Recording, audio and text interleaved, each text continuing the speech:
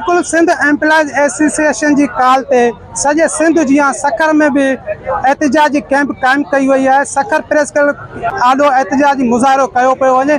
अचो त अॻवाननि सां ॻाल्हि ॿोल कयूं त हुननि जा कहिड़ा मुतालबा आहिनि। हे हिकिड़ो अलायंस आहे 40 इदारनि ते मुश्तमिल आहे। सभिनि जो जेको मुश्तरका मुतालबो आहे उहो आहे जेकी हिननि पेंशन में असलाहत कई आहे, जेको पेंशन में कटौती कई आहे। त मेन असांजो मुतालबा उहो ई आहे त पेंशन रिफॉर्म्स जेको आहे उहो वापसि वठियो वञे। जीअं पहिरियों पेंशन हुई सेम उहे असांखे पेंशन ॾिनी वञे। उन खां अलावा ॿिया अदर डिपार्टमेंट DRA जेके टिनि सूबनि खे मिली रहियो आहे, डिस्पैरिटी रिडक्शन अलाउंस जेको असांखे नथो ॾिनो वञे। असांखे चयो वियो त इनजी जेको आहे बजट असां वटि कोन्हे, मगर ॿियनि सूबनि में मिले थो। ॿियो मुतालबो इहो मुश्तरक आहे। टियों मां रियाज़ अहमद पठान जनरल सेक्रेटरी आहे PTLF सिटी सखर जो। असांजो मुतालबो आहे स्ट्रक्चर जंहिंजा मुख़्तलिफ़ टाइमनि में असांखे नोटिफिकेशन माना ॾेखारिया विया त बाबा ही लिखनि था जेके न निकिता विया। इहे असांजा मुतालबा आहिनि। बाक़ी जेके अदर डिपार्टमेंट असांजा ॿिया आहिनि जेके ॿिया हुनजा पंहिंजा मुतालबा हूंदा। उन खां पोइ बि असांजी अलायंस जे चेयरमैन साहिबु हिकु चार्टर ऑफ डिमांड ठाहियो आहे जेको असां गवर्नमेंट खे पेश कंदासीं। उहो ठहियलु आहे। पर ॾिसो था बिलावल ज़रदारी साहिबु जेको आहे, भुटो साहिबु जेको आहे, इहो चयो त मां पेंशन इहा कॾहिं बि ख़तमु न थींदी ऐं तव्हां या तव्हांखे पेंशन मिलंदी। उनजी हिकिड़ी स्टेटमेंट ते असांजे मुलाज़िम में हिकिड़ी ख़ुशीअ जी लहर अची वई। मुलाज़िमनि चयो त असांजूं जेके तहरीक आहे या जेकी स्ट्राइक आहे उहा रंग लाहींदी ऐं उहा स्टेज ते अची पहुती आहे। पर उनजे बावजूदि हेतिरनि ॾींहंनि खां वज़ीर आला साहिब का स्टेटमेंट न ॾिनी आहे, का कमेटी न जोड़ी आहे। पर कल्ह उनजी स्टेटमेंट इहा हुई त सभु इदारा स्मूथली हलनि था। हे एहतजाज, हे असांजा लॉन्ग मार्च, हे बुख हड़ताली कैंप हुननि खे नज़र था अचनि। त इन ते असां हिन गवर्नमेंट खे शइ करे सघूं था। ॿियो असां कुझु नथा करे सघूं। अॼु जो असांजो एहतजाज जेको आहे हूअं त 2 महीननि खां हले पियो, पर हीउ 7 ॾींहं में दाख़िल थियो आहे जेको कंटिन्यू हले पियो। असांजो हीउ एहतजाज अॼु हिते आहे। सुभाणे जेको आहे न्यू सखर में सैयद अवैस कादिर शाह जेको स्पीकर सिंध असेंबली आहे, उते असांजो हुनजे बंगले जे साम्हूं एहतजाज बि आहे ऐं उते बुख हड़ताली कैंप बि लॻंदी। उन खां पोइ ॿिए ॾींहुं जेको आहे वरी परीहं जेको आहे असांजो अरबा जे ॾींहुं जेको आहे सैयद नासिर हुसैन शाह जेको ताज़ो हुनखे बल्दिया जो मौक़ो बि मिलियो आहे, हुनजे बंगले जो असां रोडीअ ते घेराव कंदासीं। वरी जुमेरात ॾींहुं असां जेको आहे जाम इकरामुल्लाह धारे जो जेको मिनिस्टर आहे पनो अकिल मां पीयूष पार्टी जो, उनजे बंगले ते धरनो हणंदासीं। उन खां पोइ जेको अॻिते जो असांजो लाहेअमल आहे उहो जेको आहे 6 अक्टूबर ते आहे, जेको नोटिफिकेशन मिलण ताईं जारी रहंदो। असां बिलावल भुट्टो ज़रदारी साहिब खे या हिन स्टेज तां गुज़ारिश कंदासीं त तव्हांजो हुकुम तव्हांजो CM न मञे त पोइ मां सम्झां थो तव्हांजी चेयरमैनशिप अहिड़े का कम जी न आहे। जेको तव्हांजो मिनिस्टर, तव्हांजो CM तव्हांजे तरफ़ां रखियल आहे ऐं जंहिंजी सपोर्ट बि सभिनी खां वधीक बिलावल भुट्टो ई करे रहियो आहे।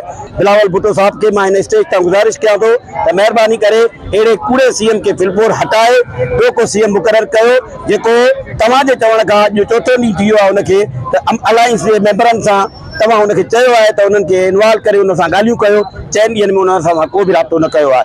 7 ॾींहंनि खां वठी करे सिंध जे अंदरि तमामु इदारा जेके आहिनि उहे बंदि आहिनि। 41 खाता आहिनि सिंध गवर्नमेंट जा, 41 खाता बंदि आहिनि। इस्पतालुनि जे अंदरि OPD बंदि आहे ऐं उन खां सवाइ जेके DC ऑफिसूं बंदि आहिनि। उन खां सवाइ पंहिंजे स्कूल कॉलेजूं तमामु इदारा जेके बि आहिनि बोर्ड समेत सभु इदारा जेको बंदि आहिनि।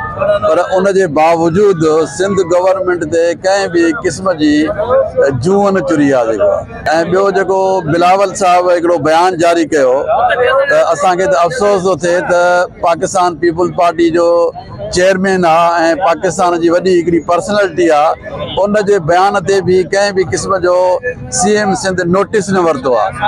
हाणे जॾहिं CM सिंध उनजे बयान जो नोटिस नथो वठे त असां छा सम्झूं त इहो बिलावल साहिब जो सिर्फ़ु सियासी बयानु हुयो या वाकई हिकिड़ी हक़ीक़त ते मबनी हुयो जेको आहे।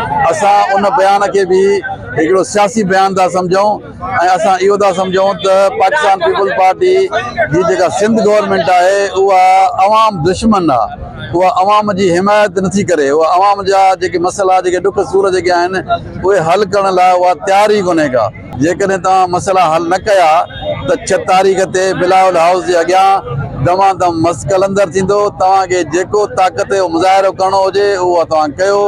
जेके माण्हू असांजा मारणा हुजनि, गिरफ़्तार करणा हुजनि, कुझु बि करणो हुजे उहे तव्हां जेको आहे पंहिंजी ताक़त जो मुज़ाहिरो कजो। पर असां उन वक़्त ताईं वापसि न थींदासीं जंहिं वक़्त ताईं असांजा मुतालबा मंज़ूर न थींदा। अॼु असांजी हड़ताल खे 7हों ॾींहुं आहे। मुसलसल 7 ॾींहंनि खां सिंध गवर्नमेंट जे अंडर कंट्रोल 40 इदारा जेके आहिनि उहे मुसलसल बंदि।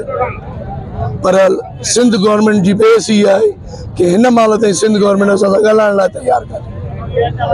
असांजा जेके 4 मेन मुतालबा आहिनि उहो इहो आहे कि वफ़ाक़ समेत 3 सूबनि खे DRA मिले थो, सिंध गवर्नमेंट सां नाइंसाफ़ी छो। ग्रुप इंश्योरेंस मैनुअल फंड असांजी पघार मां कटौती थी थिए पर रिटायरमेंट त असांखे नथी ॾिनी वञे, इहा ज़्यादती छो जॾहिं कि बलूचिस्तान ऐं KPK में मिले थो। टियों मुतालबो पघारनि में 50% वाधारो। इन्हनि ते असांजो एहतजाज हले पियो त सिंध गवर्नमेंट जेको आहे असांजी पेंशन में कटौती जो हिकिड़ो कारो कानून मंज़ूर कयो जेको असां रद्द करे छॾियोसीं ऐं सिंध गवर्नमेंट जे ख़िलाफ़ हिकिड़ी तहरीक जो ऐलान थी।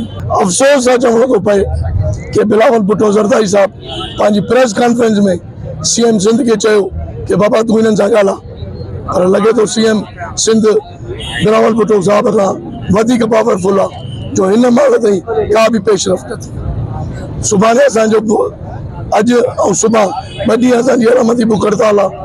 उन खां पोइ 6 तारीख़ ते असां बिलावल हाउस ते धरनो हणंदासीं। पूरे सिंध में गुज़िश्ता केतिरनि ॾींहंनि खां एहतजाज कयूं पिया पर सिंध गवर्नमेंट जो नोटिस न वठे थी।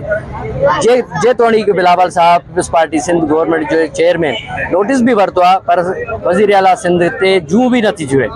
असां पोइ बि सिंध गवर्नमेंट को बिलावल हाउस चेयरमैन बिलावल ज़रदारी साहब खे रिक्वेस्ट था कयूं त जेकॾहिं असांजा मुतालबात जाइज़ मुतालबात आहिनि, जेके असां सिंध गवर्नमेंट मुलाज़िमनि जा जाइज़ मुतालबात आहिनि, इहे असांजा पूरा जेकॾहिं नथा थियनि त असां 6 तारीख़ ताईं इंशाअल्लाह अज़ीज़ बिलावल हाउस जो घेराव कंदासीं ऐं पुरअमन घेराव हूंदो। पुरअमन दोस्त हितों मुलाज़िम छो असीं गवर्नमेंट जा मुलाज़िम आहियूं ऐं हितों वठी असां ओसे पुरअमन हूंदासीं ऐं असां गवर्नमेंट खां ऐं बिलावल साहब खां इहो ई डिमांड कंदासीं त असांजा मुतालबात पूरा कयो। ॿी सूरत में असां उते पंहिंजे मुतालबा जे हासिलात ताईं आख़िरी दम ताईं वेठा रहंदासीं जेसिताईं असांजा मुतालबात पूरा नथा थियनि। तव्हां अॻवाननि जी ॻाल्हियूं ॿुधियूं। अॻवाननि जो चवणु आहे त जेसीं ताईं मुतालबा तस्लीम न कया वेंदा तेसीं ताईं असांजा एहतजाज जारी रहंदा। जी।